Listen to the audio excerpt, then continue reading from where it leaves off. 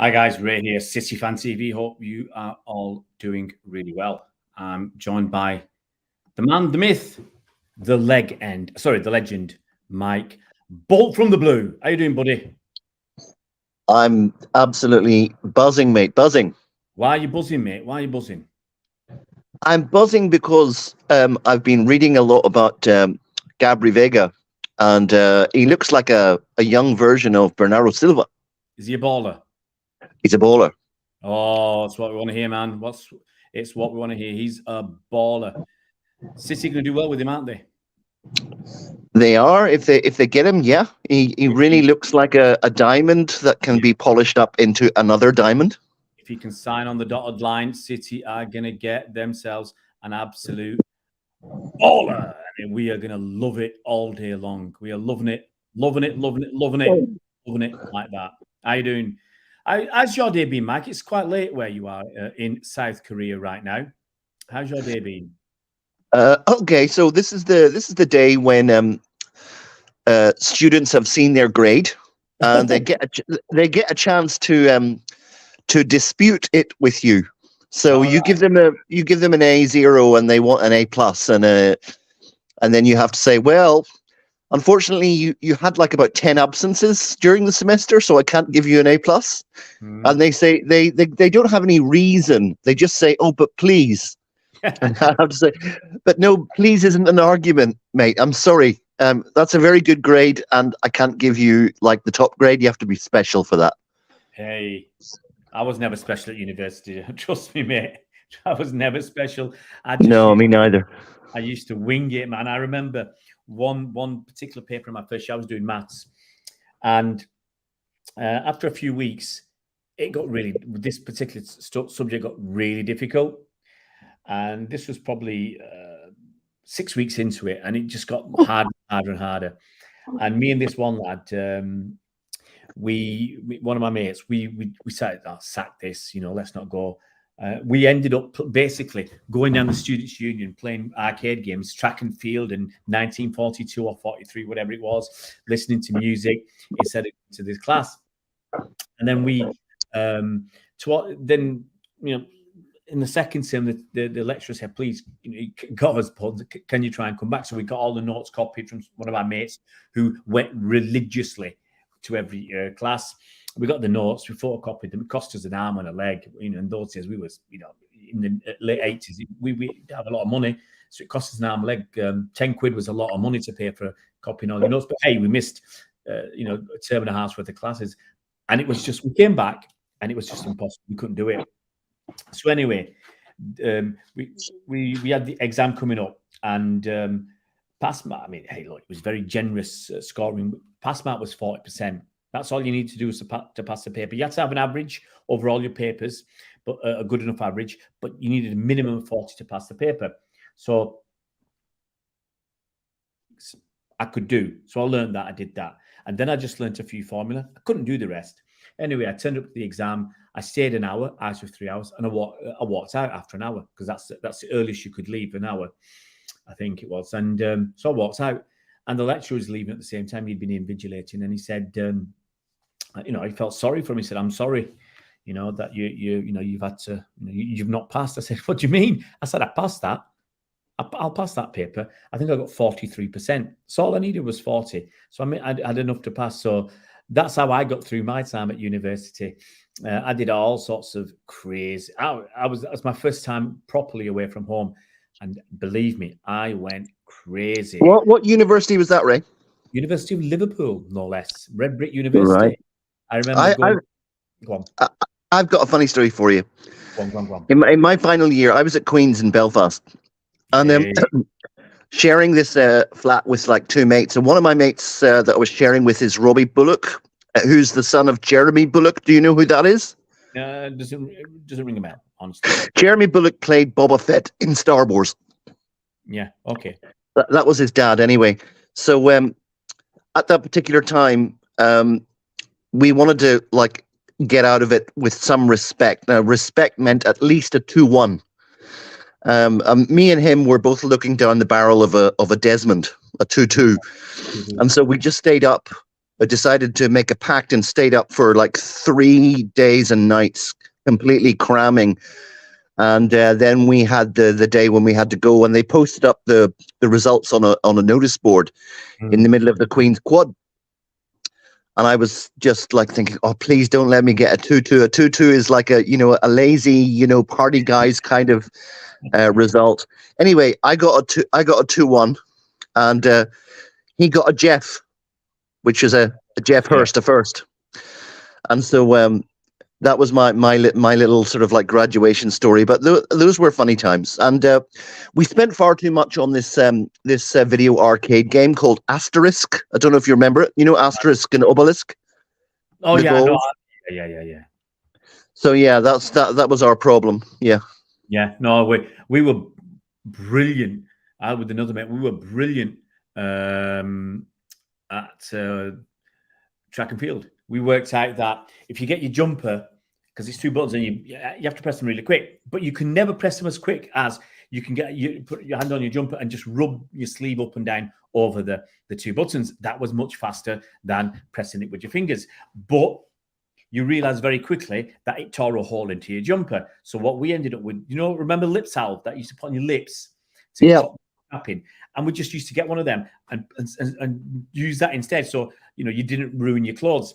And we were setting world records at everything, long jump and high hurdles, everything. We were just incredibly good at that game. That actually reminds me of the game that we used to play on the Commodore 64, Daley Thompson's Decathlon. Oh yeah, that as well.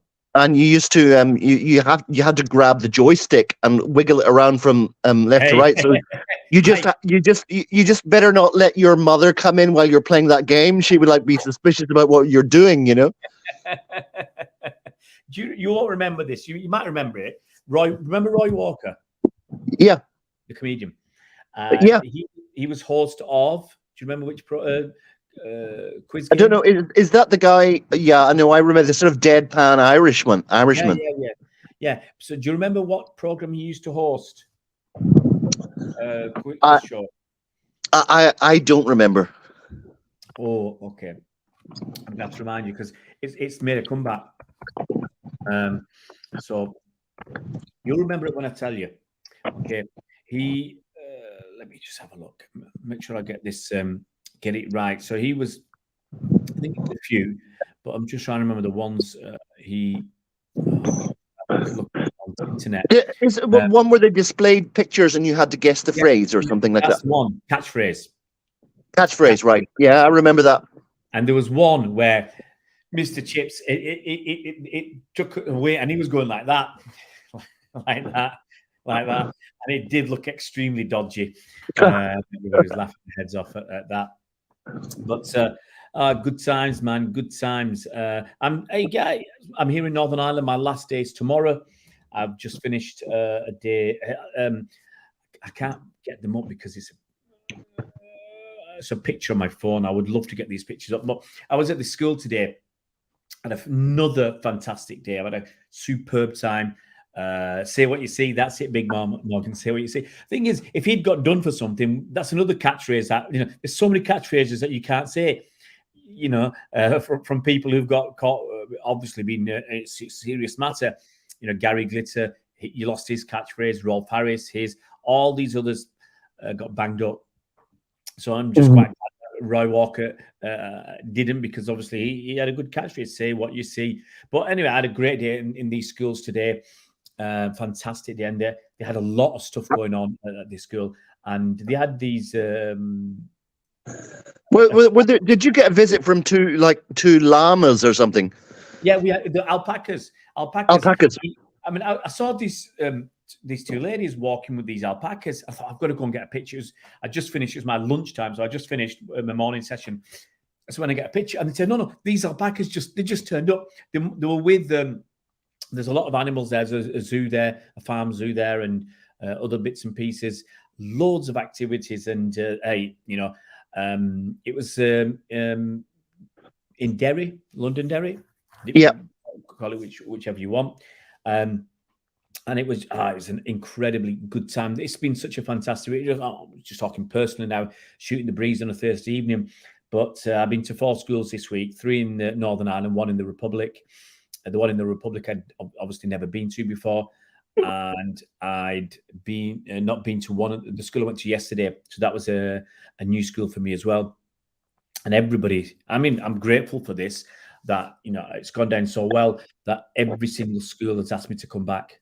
Every single one. Some have asked me to come back next year. Some have asked me to come back this year, because the impact, I mean, this is, you know, I'm in my mid-50s, and it has such a profound impact on me working with these kids. And it obviously has an impact on them and the staff, because you know, the noise that kids are making, it's incredible. They're having such a good time, and I love it. I said to somebody today, might as well get a tent. She said to me, get an apartment, and you should, because I'm coming that often and coming over here that often. I'm having actually, no, it's not a sensible idea to get an apartment in over here, but you know, obviously coming so often over here, you have to pay. It's accommodation is a killer.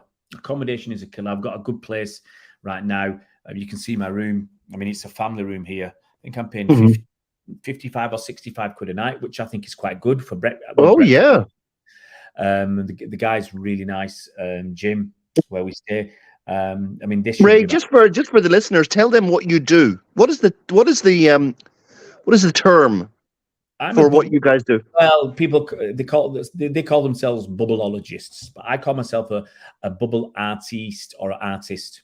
So I work with bubbles, and most of what I do is it's very therapeutic to the people watching and the people taking part, and myself. I mean, it's, you know, when you're working with, I work mostly with children who have got profound and multiple learning disabilities. So, you know, you've got a lot of children who are in wheelchairs, some are in hospital beds at school, and this is the kind of environment that they live in. And others have learning disabilities. So, you know, they've got lots. Most of them have got lots of issues. Some of them won't be around the next time you come to the school. I mean, that's how serious, you know, their lives are. I'll tell you a quick story. I was doing a party. I was supposed to be doing a party for this girl's 16th birthday, and they thought it was going to be her last birthday. I spoke to her mum for about half an hour, and everything was really cool. You know, she was really, really excited for me to go there. And a couple of weeks before the party, she contacted me to say her daughter had passed away suddenly. And it was going to be her last party anyway, because, you know, she's not a well girl, and she was lucky to, I think, to have got this far. So what we did, she said, instead of cancelling it, can you, on her birthday, go to her school and do something? You know, I was going to do a 1-hour birthday party for her, do it at the school for her friends. That's her gift to her friends. I mean, you know, between you and me, no one's listening. I went there. I went there all day. I stayed all day. I didn't take any money from the mother for this, and you know, I'm not trying to say I'm a wonderful guy or I'm a saint, or, you know, I'm for the work I do with this, I'm actually unbelievable to the fellas out there. I'm quite humble about what I do. I say, look, I'm just doing my stuff, and whatever I'm doing seems to work with the kids I'm involved with, and, you know, I get really well with them. And you know, one of the couple of kids yesterday at a school. Now, there was one lad. I have this, you know, once or twice a week, you'll have somebody who is not either allowed to spend time with the other kids or doesn't want to. So there's one lad yesterday, you know, he doesn't get on with the other kids, so he doesn't want to be with them. So he was on his own. So I worked with him. They thought I'd be lucky to get, you know, keep him engaged for 5 minutes, and we were there for 20. So this is the kind of impact it has on children. And both him and another kid who I work with on his own, they said, you know, they don't, what's the right word, engage with the other students or with other people. They won't let you. I mean, they said, because I work a lot with foam. I use foam as a connection, bubble foam as a connection between the children and myself. Because it's nice and soft, and if they'll hold it and play with it, we can get a connection. And they said they won't. I remember the first kid. They said he won't touch that. He doesn't want to touch anything, but he touched it. Okay, we worked on it, and then they said, I was holding his hand and using the foam, putting the foam on his hand and massaging it into his hand, and they were shocked because he doesn't interact with people. It happens. It happened last year at school where there's a lad. We were in there. He'd been in the school since September. We were now at the end of June, and they said he doesn't interact with the other students or with the staff. He has one member of staff, and that's it. Well, yeah, that's right. It sounds like something on the autism spectrum, maybe. All sorts of stuff like this. And I left him alone for 20 minutes. I worked with the other kids. Then I came to him, offered him some form, not interested. He wouldn't even look at you, recoiled. So give it to this teacher. By the third time I offered him some form, his hand was out. And I instinctively knew he was hooked. And I spent 5 or 10 minutes with him, just working with him, doing various different things. Then I left him alone. I went back to the other kids. I had other people working there for me, so it was okay. I wasn't leaving the others alone. Within 10 minutes, he was there playing with the other kids. And he'd not interacted with them for 9 months. Wow. He was one of them. He wasn't playing with them, but they're all in the group, chasing the bubbles and doing whatever. So, and this is the connection that you have. So the kids yesterday and today, they're doing things that the staff cannot believe that they can do. They're achieving that blows the staff who've been with them for years. It blows their minds. They, for whatever reason, accept me. They find someone uglier than they are. People accept me, or balder than they are. They accept me for whatever reason. And that's why I love working with these kids, because, the kids are so genuine and there's no malice in what they say. They don't, last year, I turned up and he basically said, "Why are you so ugly?" But not in a bad way. He didn't use those words. He said something else, but he didn't say he didn't mean things in a bad way. And I don't have a problem with that. Whereas if an adult criticized you for the way you looked, it would either upset or anger you, and it makes no difference to me. So these kids are so genuine, and occasionally someone you will get thumped or whatever, but they don't mean it, and so that's what my life is about, and I absolutely love it. Yeah, I've seen your website. It kind of looks like, like a bubble version of a balloon artist. Only you guys can make those bubbles like really huge. Yeah. And into like fantastic shapes and everything. Oh yeah. It's fantastic. And what we did today with the kids today was another incredible day, and staff remember it. So I was at this school a year ago, last June, and the staff remember. And some of the kids remember. And that's fantastic. That kids with a short attention span, sometimes short memories, and all these issues, remember you being there a year ago. And that's like, wow, I can't remember what I did last week, let alone anything else. And these kids are there. It's just fantastic. So enough of this gassing. Let's get on to take the myth out of the other what the subject matter is. What I want to talk about with 20 minutes in, so if you guys are stuck it this far, you must be enjoying what you see, or you must be interested in what you're seeing and you're hearing. Please, guys, help us with the channel, and if you can subscribe. Now, I've always said, if you do regular videos and you do some decent, interesting stuff, then subscribers will follow, and we've done quite well. I know we're only a small channel, but we're coming up to 1,300 subscribers, and it's just good, actually very, very good numbers for a very, very small channel. So 950 last night for me, you and Bernard. Yeah, that's that video we did the other night, the one on Arsenal paying £100 million for Declan Rice, is almost on 1,000 views, which is, I always say, look, I've got 1,268 subscribers at the moment. That's almost every subscriber has watched that video. Maybe there'll be a lot of people who aren't subscribers, but on average, almost every single subscriber. So when someone's got 1 million subscribers and they're getting 10,000 views, well, that's 1 in 100 people are watching their, 1 one in 100 of their subscribers watching the videos. So I'm always really chuffed when we get numbers like that. This is my third YouTube channel that I've set up. So I think it's each time it becomes harder, which is good at the start, but I think this time I haven't been consistent enough with content. But anyway, so what we're here to talk about today, we're here to talk about clubs who are paying far too much money on players that, all right, bang average is probably a bit of an overstatement, but average players, people who aren't worth it. Now, some of it, I'll say there's obviously an English tax involved. Look, we paid £100 million with Grealish, and no way is he worth £100 million. I would have said 50 or 60 million quid was Grealish's real mark.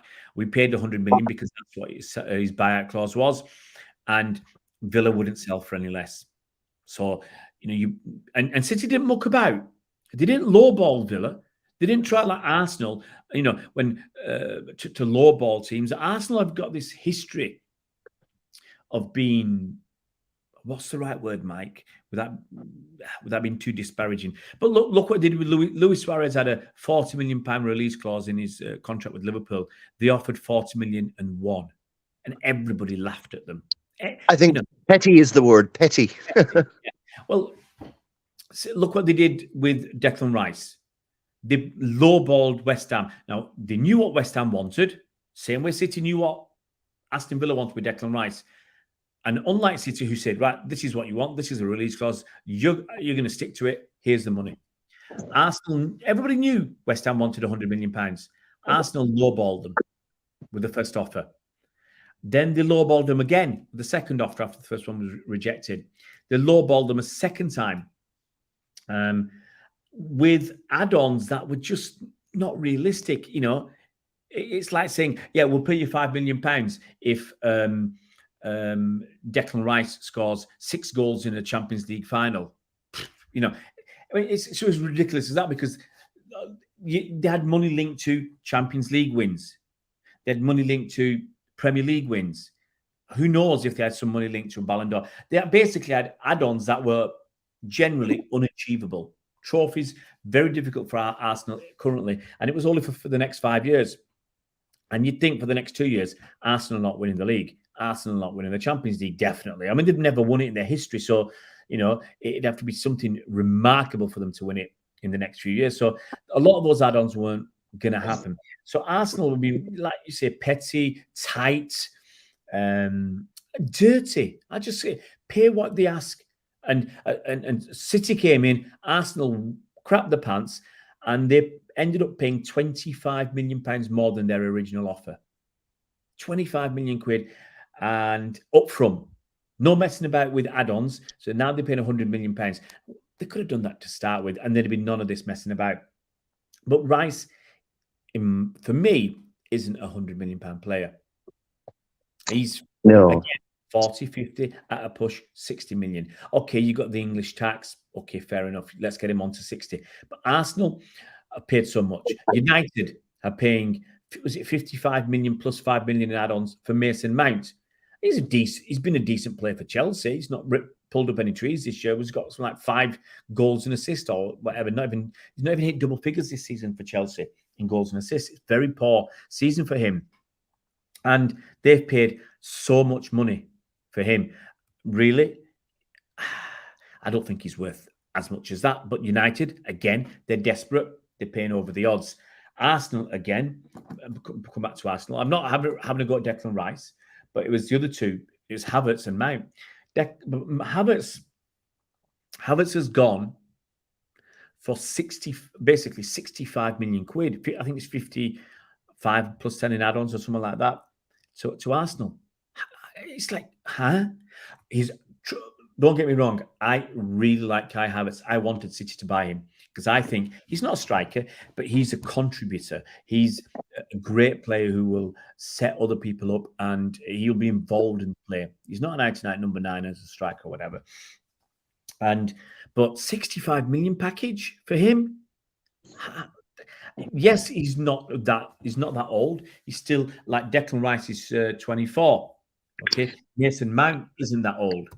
I'm just telling you how old Mason Mount is. I mean, okay, he's 24, and Kai Havertz will be probably about that sort of age, maybe slightly older. He's 24. Well, they're all 24. Okay, so you can see they've got a long future ahead of him.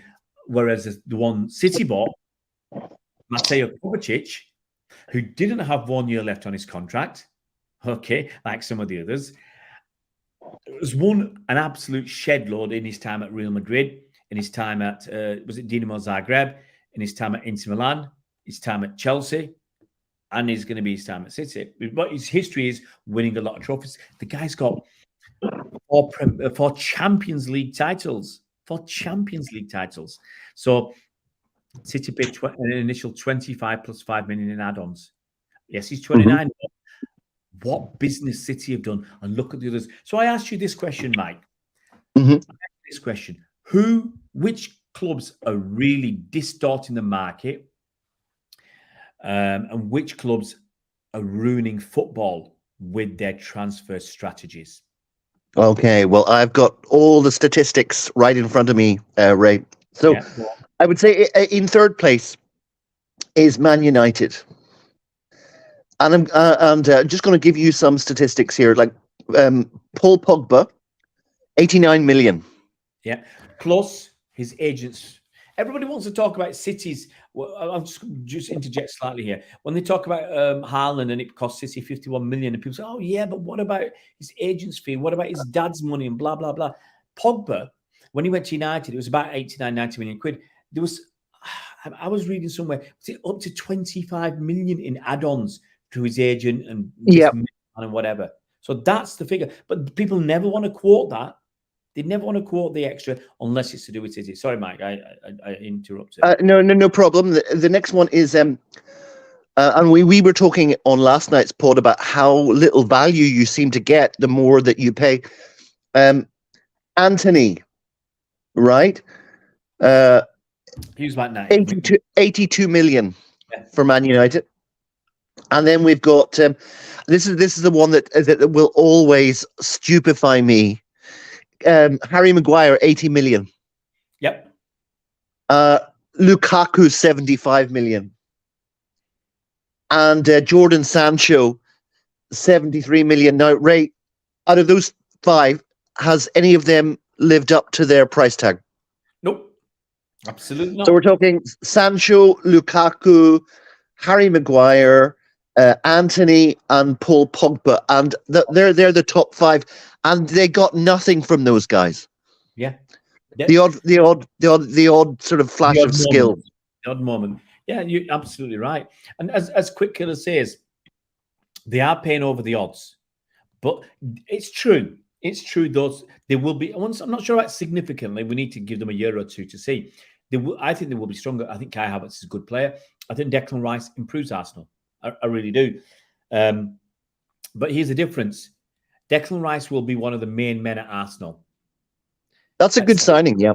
Yeah, it's a good signing. I've got no issue with that. At City, he would have been an also-ran because we are...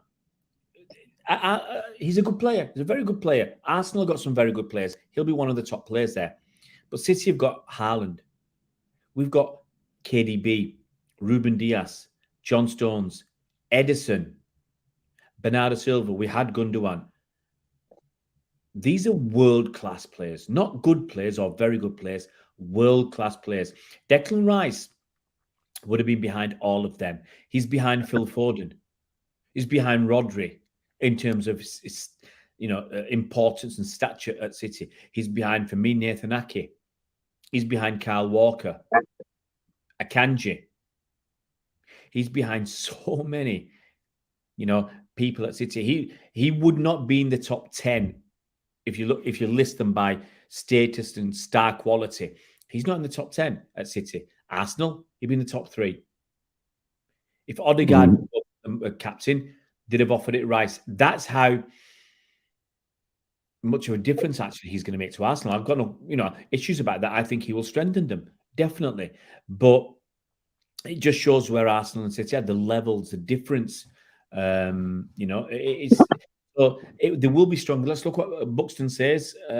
He says Arsenal moaning about City spending and writing letters to try and get them banned from Europe. They were just jealous losers. Absolutely.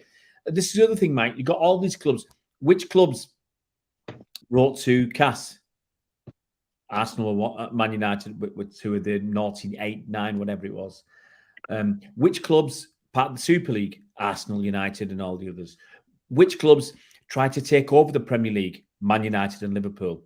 You know, these clubs are doing all this stuff for themselves. They're so selfish. And then the fans want to criticize other teams. Who's ruining football? The teams that help set up Sky. Or not Sky, the Premier League. Yeah. Exactly. And there was a beautiful meme. Somebody put up this meme on Twitter last night and showed pictures of Julian Alvarez, Akanji, and Kovacic. Total transfer value, 50 million. Yeah. That's unbelievable. That's value for money. But let me go on here. Let me go on to Arsenal, okay? And let me give you their top 5 signings, okay? So apart from Declan Rice, you got and tell me which one of these guys, Ray, you think have been value for money. So Nicolas Pepe, 72 million. Rubbish. Next one, I know your opinion on this is Kai Havertz, 65 million. I think it's too expensive, but I think he's a good player. Okay. Aubameyang, 57.4 million. This is in British pounds, not euros. Pile of poo. Next one, Ben White, 50 million in 2021 from Brighton. Ridiculous. Okay, and the last one, Lacazette, 47.7 million from Lyon, 2017. Rubbish. Not good enough. Okay. They're all spending big money on bank average players. And here's my last one, Ray. It's Chelsea. Okay.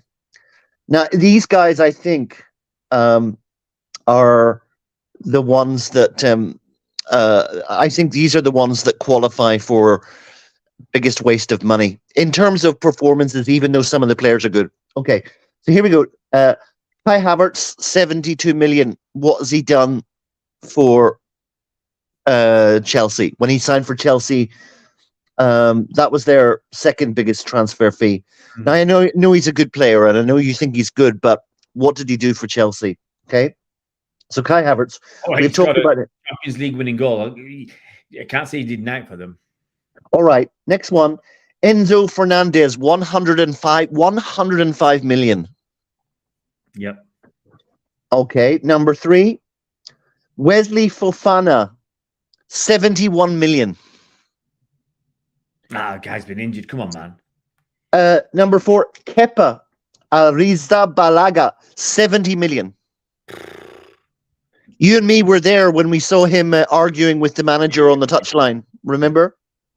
And finally, let me just get this up here. Number 5, again, the second biggest transfer fee, Lukaku, 97 million. So there you go. I think that Chelsea, maybe Chelsea or Man United, they have forked out huge money and not got much of a return. And when you consider what City have done with especially those players, Alvarez and Akanji and Kovacic, you can see the shrewdness that the City board have in the market, and they just will not. They make a valuation and they won't go over it. They won't get into any more bidding wars. They were burnt by Fred and Jorginho and all those different players. I think burnt is the wrong word to use there. They walked away once the people started asking for money that City thought, no, this is too high. Or I've done it before. I've made the mistake myself, and I've done it before. When I'm looking to hire people, if they're focused on the money, I'm not interested in them. Because what I pay well. I have always said I pay over the odds. But I'm paying over the odds. I expect good performances in whichever businesses I've run. So I forgot what I was going to say then. I lost me. It's interesting, isn't it? Because I think that we're beginning to detect a pattern from City now after some of those deals that we walked away from. If a player doesn't want to come, Yeah. and you have to pay over the odds to make him want to come, then he's not going to last very long. But our biggest stars, they've been like they were at City 7, 8, 9, 10 years. Mm. So the player's got to want to come. Yeah. That was And if my he point. doesn't, Sorry. yeah, no. If he doesn't want to come, then why are Yeah. you going to go? Yeah. So my point was about the businesses I've run where people have been so focused on money, and I'm thinking they're going to be a clock watcher. I always say if I'm there to do a job, I'll stay a bit longer if I need to make sure I do a good job and to give, especially if I'm having a good time. I'm not there to clock watch. I'm not running from one job to the next. I'm not that focused on the money side of things. Possibly, maybe I should be a bit more focused in this day and age. But so if someone's focused on money, I don't want them. No matter how good they might be, don't want them because I know I'll pay them well, and I'll tell them I'll pay them well, and they still focus on eking a little bit more. Nah, I want straightforward, and the people I work with have always been very good at their work, and very good with respect to the clients you work for, and they get paid well, and that's how I look at it. Don't focus on the money. And so some of these players, their agents have been focused on the money. Alexis Sanchez, as an example.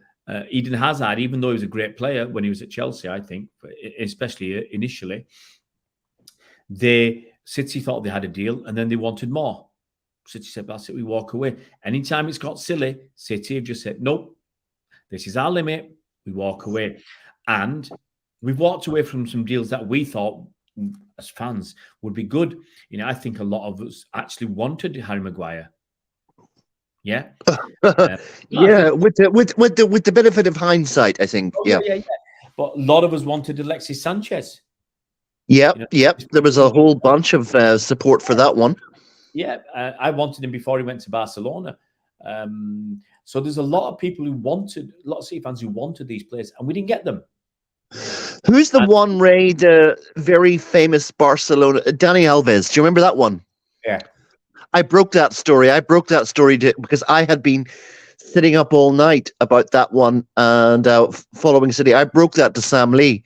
Yeah. And he said to me, where did you get that from? And I told him the website, and then he ran with that.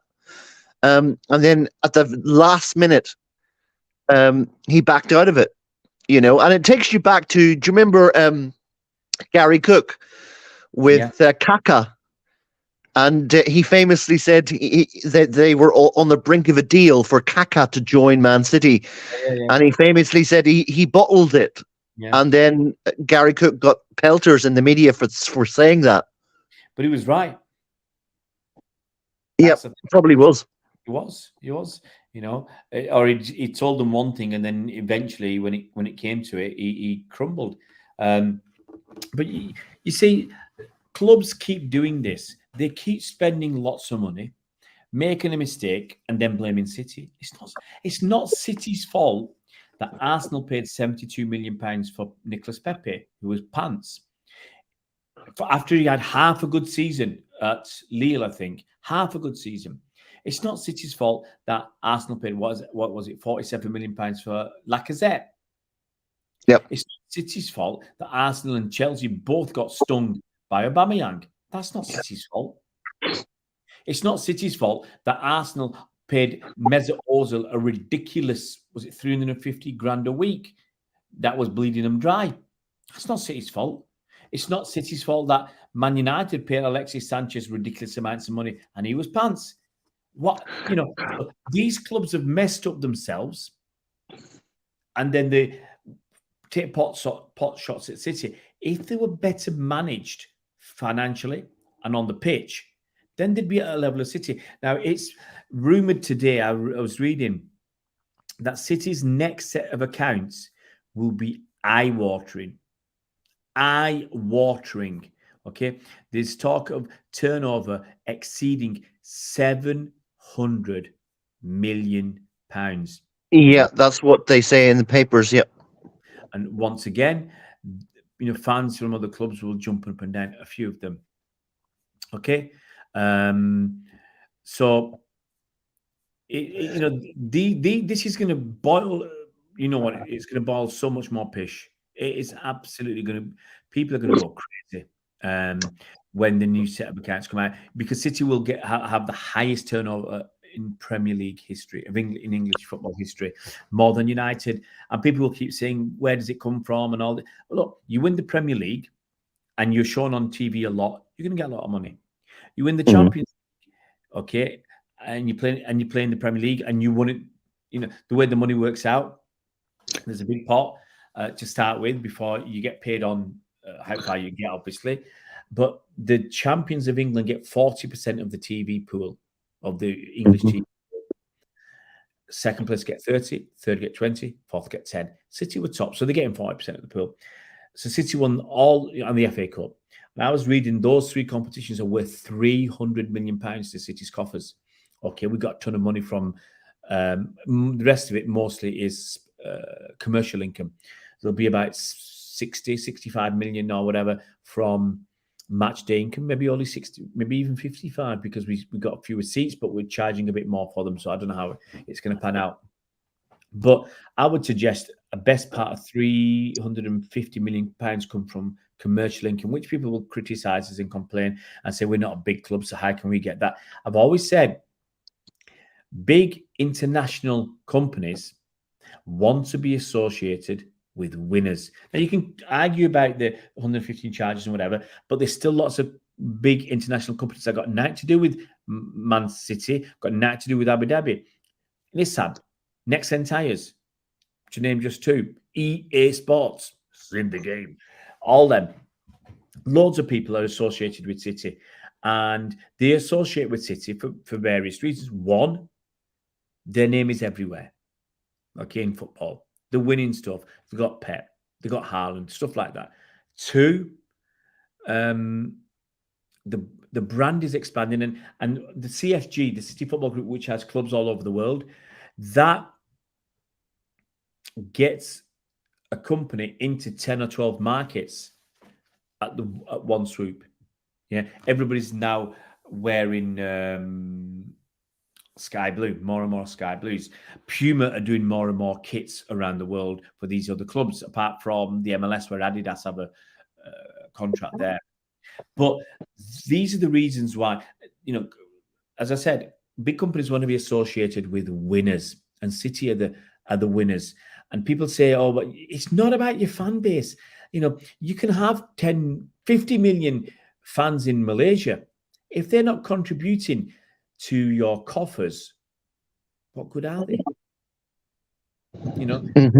So, but I just I love the way that City do transfers these days, Ray, because they religiously scout players for at least a year in advance. That was or more than that was the case with Kovacic, and Pep wanted him like 2 or 3 years ago. And their research now is incredible. They actually interview a prospective player's friends and family and acquaintances to find out what kind of a character the guy's got. They look into his record. They look at his injury record. They look at his behavior on the pitch and with the fans. And then they come to evaluation. And then they decide that is the most that they're going to offer. And they don't lowball people. They make the offer. And if that's not, if the player isn't sufficiently interested, or that valuation is not good enough for the club, they walk away, as you said. Now, we used to do it the way that Man United did it. Do you remember? I'll give you a little pop quiz, Ray, because I know I'm not good at these. But okay, remember in Malcolm Allison's second reign, he signed a player for 1.2 million. We've talked about this, from Wolverhampton, a forward. Do you remember him? It wasn't Steve Daly. That's Steve Daly. There you go. Now, Colin Savage disputes that, and he said we didn't pay anything like that, but that was the figure that was reported in the press.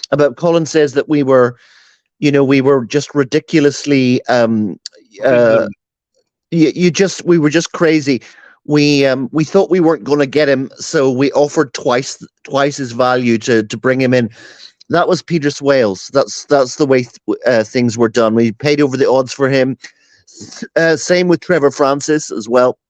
He's another 1 million player back in the day. So that was the wrong way. That was the wrong model. But I think we're on the right model now. And if you look at those top five players for those three teams, none of them have done anything really. Kai Havertz is the only one that's got real potential, but the other ones, they were mercenaries. They just came along and milked the money and then left very quickly. If anyone wants to know a little bit about history, okay, Malcolm Allison, he was there end of the 60s, early 70s with Bucky, Tony Buck, and they were a formidable partnership. And they got City, City won the league, the FA Cup, the Cup Winners' Cup, the League Cup, in the space of three seasons, I think. And then they were in the final of the League Cup in 74, which Bernard went to. They lost against Wolves, I think, 2-1.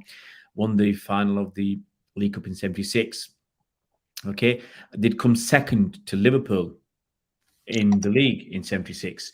So City were, you can't argue that we were not. We were a good side in 1976, okay? I think it was 1 point off the top of winning the league title, and we won the League Cup. We had a ton of top players. Here's some names. Okay, you remember these: Dave Watson, Mickey Shannon, Dennis Stewart, Brian Kane, Joe Corrigan, Asa Hartford, Willie Doherty, and then we had kids coming through: Peter Barnes as well, Paul Power, Gary Owen. Fantastic. So. That was in 76. Allison came back, and within 2 years, all gone. Okay. And that was the start of City's downfall. Okay. Malcolm wanted to prove how good he was with young players and what an innovative, because he had been lauded by Brian Clough on some of the interviews I've seen. He was lauded as this experimental, innovative coach. And Malcolm wanted to basically shred the squad and start over with kids like Tommy Caton, Steve McKenzie, Kevin Reeves, these guys, and show everyone that he could do what hadn't been done with a bunch of kids. And it took John Bond to get the best out of them. Yeah. But it only showed that he was probably lucky the first time round, or he had other people's impact was greater. Look, I'm reading some notes here. We were the third best supporter team in the country in the mid-70s. Third best. Okay? As we said, we had the quality in there. But without someone to help him, Joe Mercer. Why did I say Tony Buck? Anyway, without Joe Mercer there to help him, it all fell to pieces. And, Barnes after that 81 Cup final, we fell into oblivion, basically. Yeah. Well, Peter Barnes said he was excited to hear about that Allison was coming back, because Malcolm Allison had a reputation, as I quote, for attacking flair-filled football that was right up the street of a dancing winger like him. Okay. But then he arrived, and it was also different. So what we thought it would be, he had such weird ideas, and at training, all you could hear was him shouting, barking instructions at us. The team had done so well in the past couple of years, and I don't think there was a lot wrong with the team. We were having a bad patch in the league, but that had only been in November and December. Before that, we'd only lost 2 of our opening 13 league games, and we progressed to the quarterfinals of the UEFA Cup and the League Cup. There wasn't much wrong, and we've been such a wonderful, happy club. Then Allison came back. I know he achieved a great deal in his first spell, but let's not forget he had Joe Mercer as his manager. He was a great football man and knew the game inside out. In 79, Allison seemed to be on a mission to self-destruct. That was my impression at the time, said Peter Barnes. The saddest part is that the club began to fall apart, and it did. It absolutely... we said out of it. We need Josko Gvardiol. I think that's going to be happen. I'm going to start winding down, guys, because it's 4 o'clock in the morning for Mike. I'm absolutely bushed. I'm still haven't done my accounts. I'm going to get done by my accountant tomorrow. I'm going to end up paying a fine for not doing them in time, but I'm just too tired. I'm knackered. But to finish, Mike, Yeah. It's still very early in the transfer window. City have got one transfer over the line in Kovacic, one outgoing. We've still not heard about what's happening with Bernardo. There's rumours that he might even sign a new contract, which would be music to all our ears, even though Bernard's said he's not been as good as he was earlier in the season. But maybe that will turn around again if he sticks it out and stays with City. Arsenal have got two decent signings over the line. United look like they're going to get Mason Mount. Liverpool have got McAllister. Everybody's throwing money. Maddison's gone to Spurs. Newcastle are buying players. They got that Italian fella for, 70 million quid or whatever. So everybody's buying players. Do you think it's going to be more difficult for City to win the league next year? I think it's going to be more competitive than it was the last few seasons. I think you mentioned Tonali has gone to. He's gone to Newcastle, right? Yeah. Tonali? He will improve them. I think that I'm going to say that Ten Hag is the most competent manager they've had in years. So I think they'll be more competitive. Liverpool haven't done much. McAllister is untested at the highest level. So we're going to have to see about that. They're linked with all kinds of players. United linked with all kinds of players, but whether they'll get them over the line or not. But I'm feeling very, very confident. I think we'll get Vardiol in replacement for Laporte.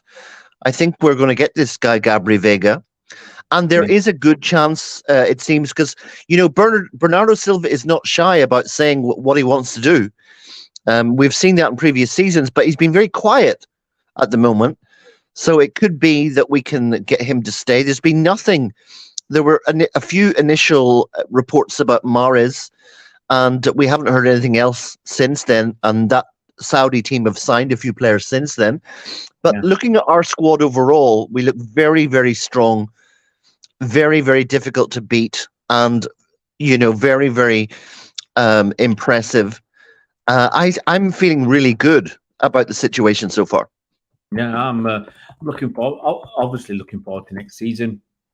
Look, every time we do something, we're on the verge of writing new history.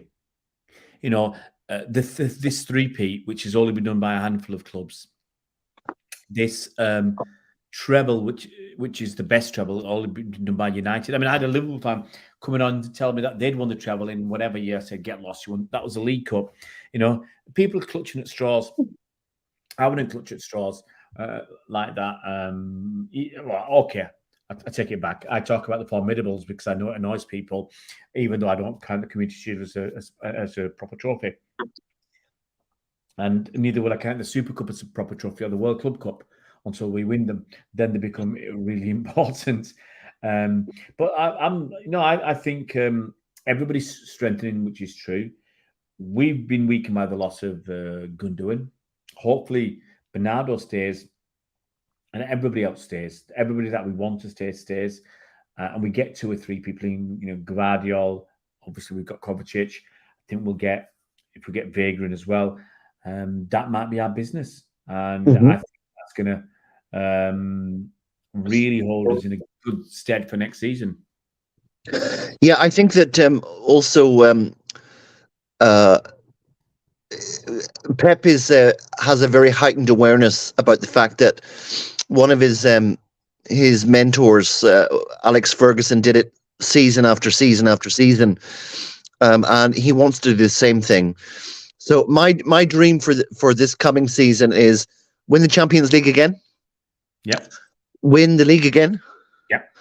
And maybe win one of the 2 cups again, and it will be like a double treble. Yeah.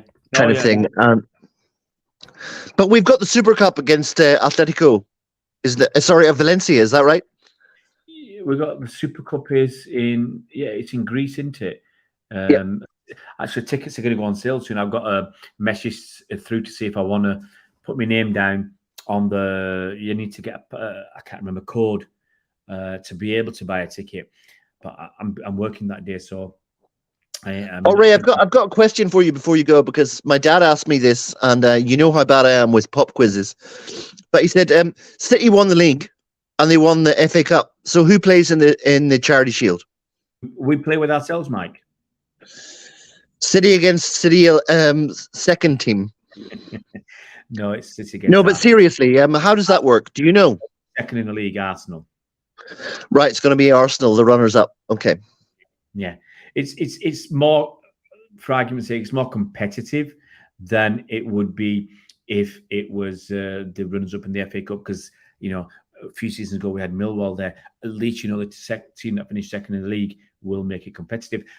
Here's a really important thing about Arsenal and City this season, and I will talk about Buxton, talking about Pau Torres, and how Villa will be better next season. I totally lost it.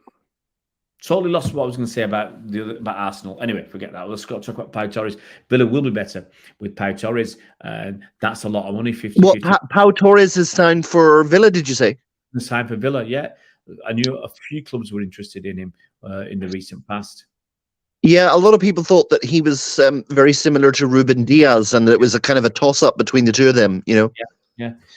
I will have to shoot, because that's twice now I've just forgotten, or 3 times I've forgotten what I was going to say. You're tired, mate. You're tired. I'm really tired. Look, I drove today. It's over an hour and a half to get to where I was going. I was shocked. At when I looked at my phone to see the map and how long it would take. Couldn't believe it. I was thinking about an hour and 10 minutes. It's about an hour and 40 minutes this morning. Traffic is just so bad here at times. It's always going. I'll tell you which road. You won't know it. But if you're going up from, I bet I do. If it's in Northern Ireland, Nuts Corner. Have you heard of Nuts? Yeah, Nuts Corner. Yeah, there's a famous market there. Yeah, that's a busy place. The road up from Belfast, not from Belfast, but from where I am in Lisbon up to Antrim. Oh yeah, always busy, always really busy. It's a difficult drive, and so that's why when you go out in that drive, here's an Irish expression for you. They say, "Keep it between the hedges, mate. Keep it between the hedges." Well, those roads are quite wide, but on some of the other roads, the one-track roads, and people like me are blasting along at 60 miles an hour, because you can do 60 in some of these country lanes are a bit narrow. And the worst thing is when you're on one of these roads like the A6 and you can do 60 and you're behind a tractor that's doing 30. Yeah, that's right. Man, when you got behind two trucks or something and there's no way you can overtake them. Yeah. And also, it's very, very different there than it is here in Korea. Here we have like cameras everywhere. That's that.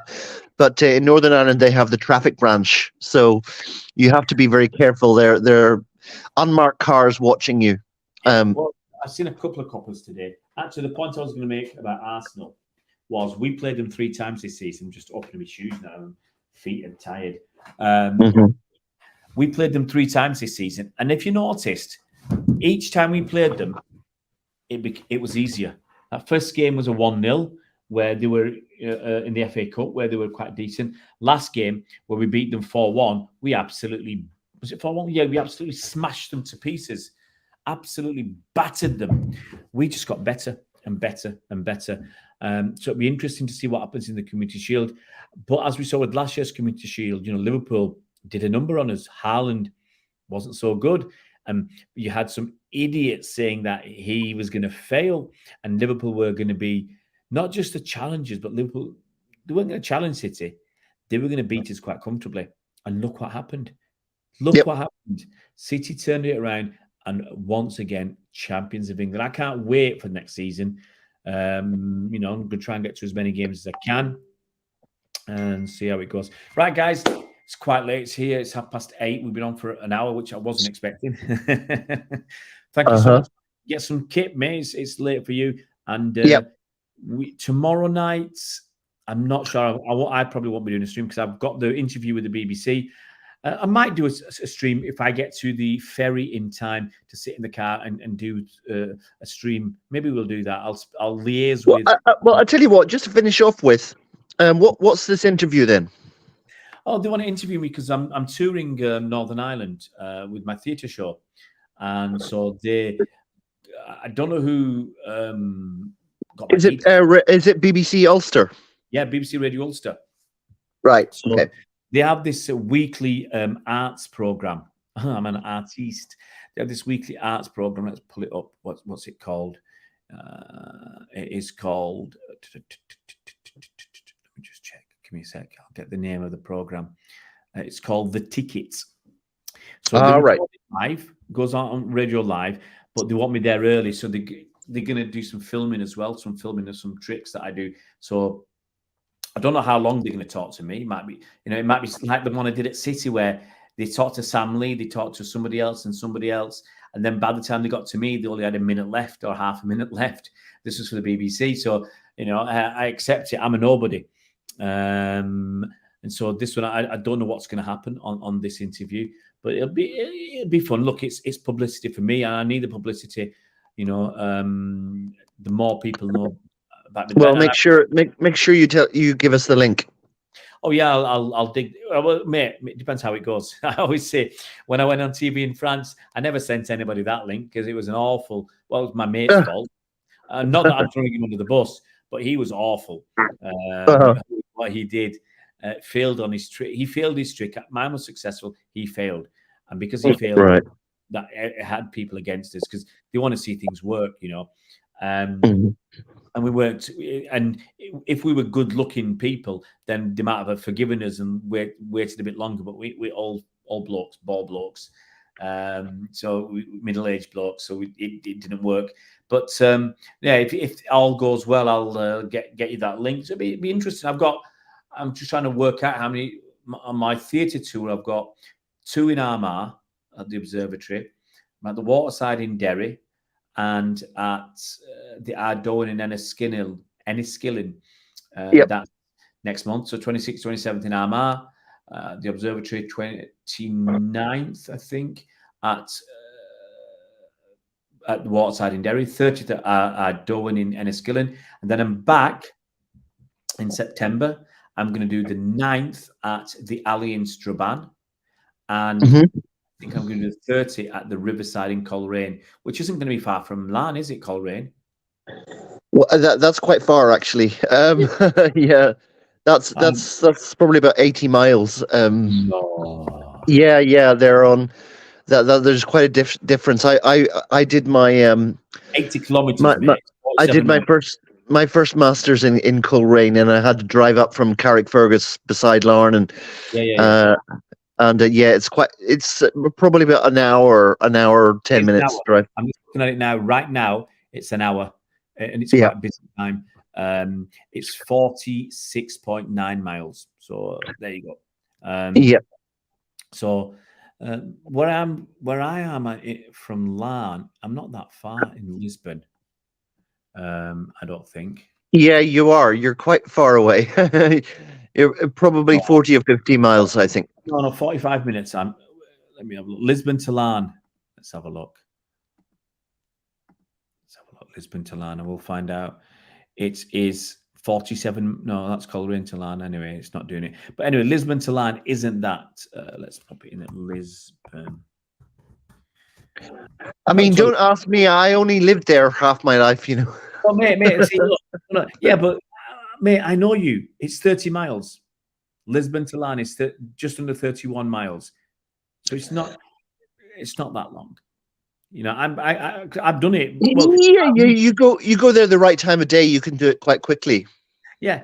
But the thing is, you lived here all your life. But I've done the trip. I did the trip 3 or 4 times in the last year. So you get used to how long these things take. So I've got a pretty good idea of where things are. Except going to Londonderry is a bit further than I thought. That's a long way. Yeah. Another one I'm going to do.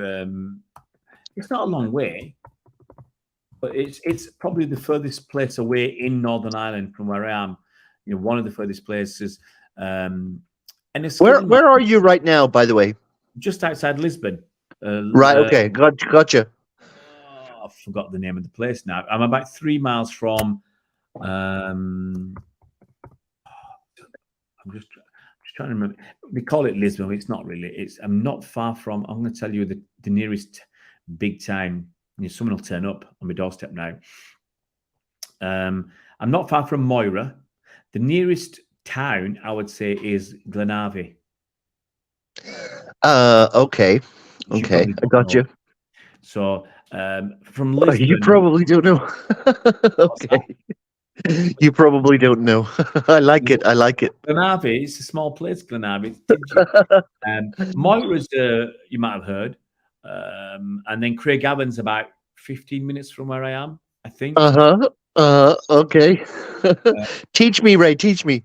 Am I teaching you? I'm teaching you how to suck next. Yeah, see, Craigavon's 23 minutes, 20 miles away. I know all these. Moira's where I went a couple of days ago. That took me about 15 minutes. So I know these. I'm learning all the time. No, look, I'm very. There you go. Moira's 15 minutes away. I'm very good at distances or timings on because I spend so much time working them out. Okay. So when I come over to Manchester, I'm going to teach you how to get from Wythenshawe to Altrincham. Okay. Look, you can do that if you want. The difference is I'm right with my time with my distances. I told you. I told you Lisbon to Larne is about 45 minutes, and it is. You're telling me it's going to be X, and I know Coleraine to Larne is 30 miles. You're telling me it's 60 miles or something. You might have done the trip, but I know how long it takes because I'm spending my time doing it. I'm in the moment, Mike, and I drive a bit faster than you probably did. Anyway, we digress. We just there's this Ray Mike rivalry, going on again here. Yeah. Now I can't say on screen what this woman said to me, but I love one of the good. I'll just make sure there's no one listening now, right? One of the good things about going to all these schools is there are very, very few male teachers at schools. I go to some schools, there are no male teachers. Yeah, that's a woman's job. Northern Ireland is very conservative. But men don't want to do it. And especially special needs, men don't want to do it. And at one school yesterday, the only man there was the caretaker. I went to school. No, that was the day before. Yesterday, I went to school. I went to a school, and there's a woman who's the caretaker. Okay. Wow. Yeah. Right. And she was tattered up. Oh, wow. It was tattered up. Actually, it did look pretty good. Actually, she was from Latvia.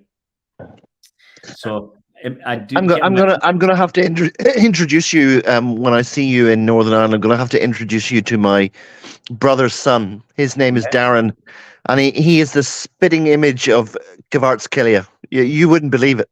They're actually doubles, almost doubles. The problem is that Darren Jr. has these tattoo sleeves on both of his arms, so he actually looks like a footballer. What about Anthony Pittian? He's got a load of tats. Anyway, I'm talking about great thing about going to all these schools is the teachers are all women. The caretaker is a woman with tats and actually they were looking great. And you're telling me about this fellow that you need to introduce me to. Don't you get the picture, man?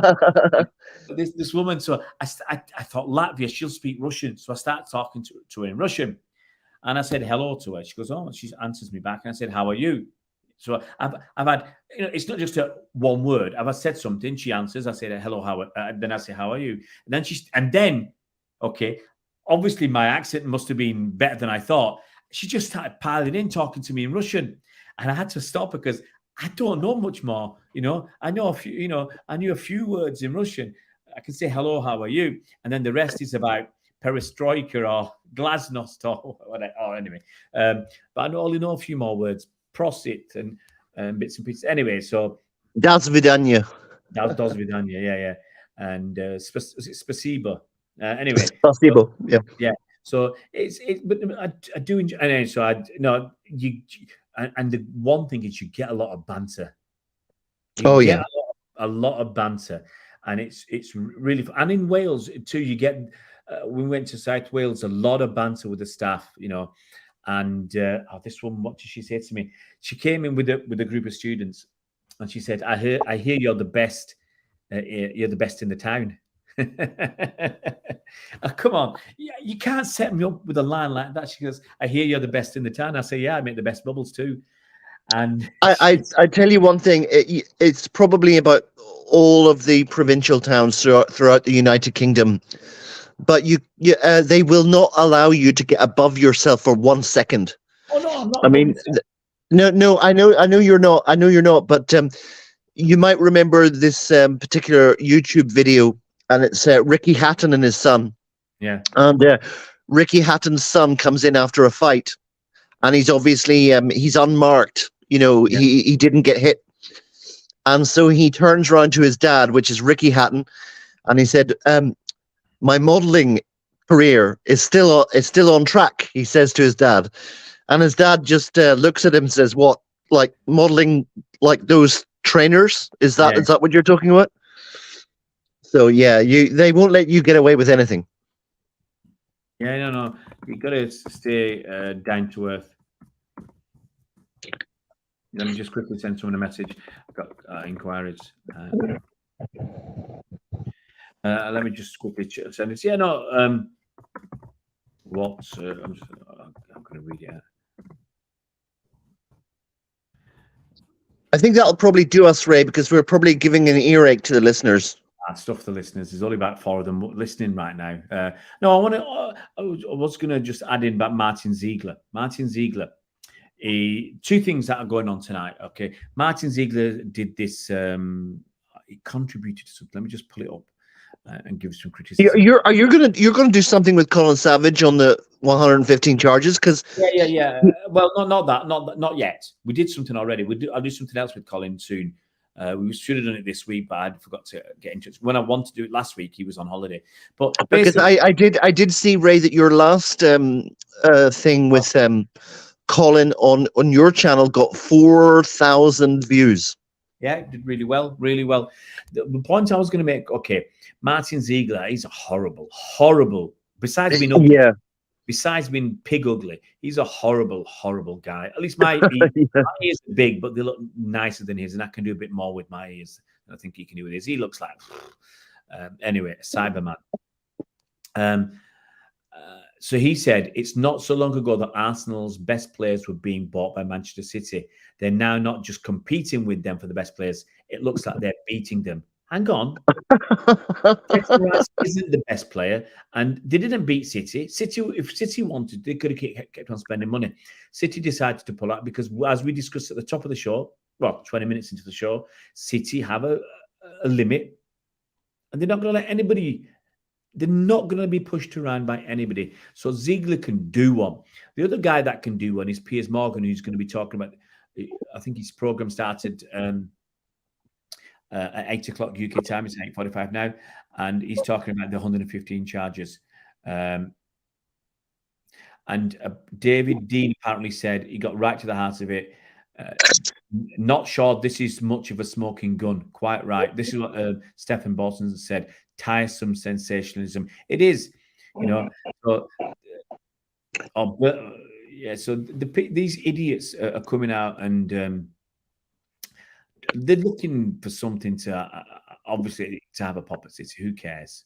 Yeah, I mean, Stefan has been popping out the withering responses all week. It's been very funny to watch. Yeah. Oh, look, Morgan can't stand it because Arsenal bottled the league, and they deserve to. Yep. So right. That's it. Let's go. Let's have some rest.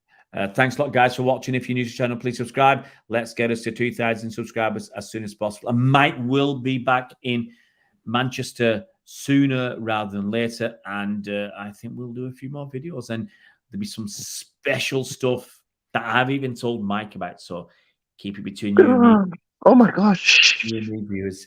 We're gonna have a lot of fun when Mike's back. So I'm gonna, Mike. We're gonna. Go on. Here's the exclusive. Mike is gonna do a Jack Grealish and go around Manchester hostelries, and I'll take pictures of Mike in the gutter having 2 lager candies. Mike will be in the drain somewhere. and we went out. A lot of fun, guys. Thanks a lot for coming on so late, Mike. Thanks for everybody for watching, and it's been me, Ray Bubbles, and Mike Long, or as he's known in the vernacular, Long Mike, or Longer Mike, as he so bashfully tells us, Longer Mike. Longer. Lower and longer. Yeah, I've heard it. Harder and stronger. Anyway, Mike, take care, buddy. We'll see you around, please. Take it easy.